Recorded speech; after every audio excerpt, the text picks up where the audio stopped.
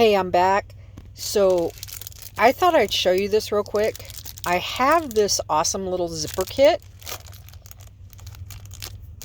and this lives on the truck because not only do we sometimes, I need things for crocheting and knitting, but I also need things for like fixing hems and sewing on buttons and everything. And you'll see some of the doodaddies for my crocheting in here. This little zipper kit cost me $8 down at Walmart, and it has everything literally I need. Matter of fact, my scissors that I just showed you, the blue ones, also live in this case, but I have it reorganized a bit to fit some of my smaller bits and pieces that I use. So like my gauge, this actually came in my kit and would live right here. But my darning needles, my yarn needles, are in this case, and they go right here. And I have a little handheld sewing machine. Actually, it is a foot by a foot. It's the cutest little darn thing, and sometimes I'll pull it out and show you. This is the extra bobbins and spools and stuff right here. I have a big curved needle right here that's used for fixing canvas. Well, we have canvas coats, Carhartt coats, so I can sew using this, and that lives right here. Again, you don't have to have this, but it's a quick everything that I need. And I have a jar. Hang on. Excuse me. It's a repurposed jar, but in here is all kinds of yarn, little spools of thread, and some crochet stuff, and some embroidery floss as well. And there's buttons in here too. So this is my little, what I call my catch-all. Yes, it's a gummy probiotics. These are yummy. This is what we call our crack. But I just repurposed this jar, and it keeps everything together, and it gives me more space in this container. Now, I said I would show you my project blanket that I'm working on. This is the project blanket. This is going to be for up to camp, and it's actually black. It's not gray, but it's done all with crochet. So let me get this straightened out so you can see at least a portion of it. It's not wanting to cooperate with me. So I never said I was a camera person. So this is part of the pattern. So this is all done with crochet, but it looks like it's knitted.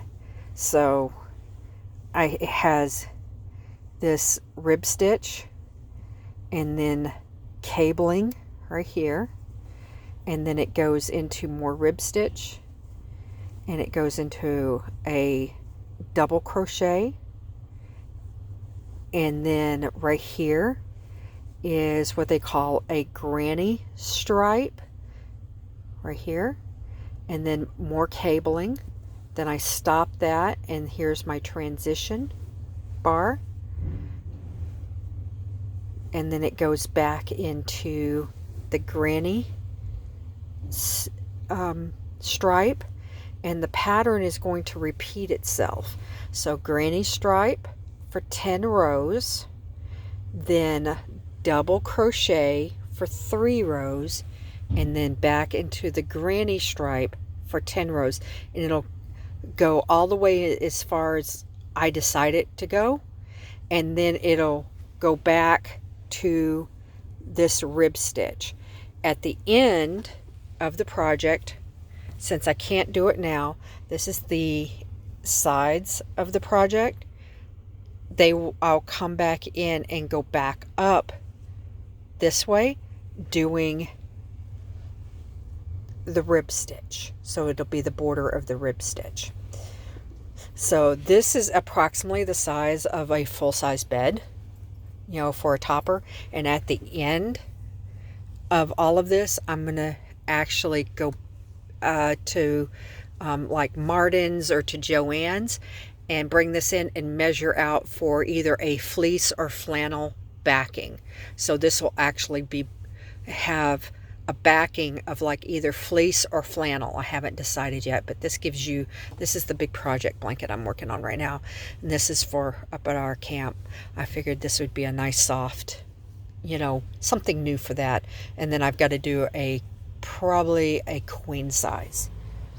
So the backing will be like, this is a hat that I knitted for Richard, and it's a fisherman rib stitch, so it's really thick. And then I lined it with this fleece. In this case, it's a plaid fleece. But that's what will happen to this blanket, is once I finish it, then I'll go in and sew on to the back either the fleece or just some flannel. Excuse the dirt, who knows what that is. It's off my husband's head, what can you say? But that's just a quick video, just so you can see how this goes. And it's all done from the cab of a truck.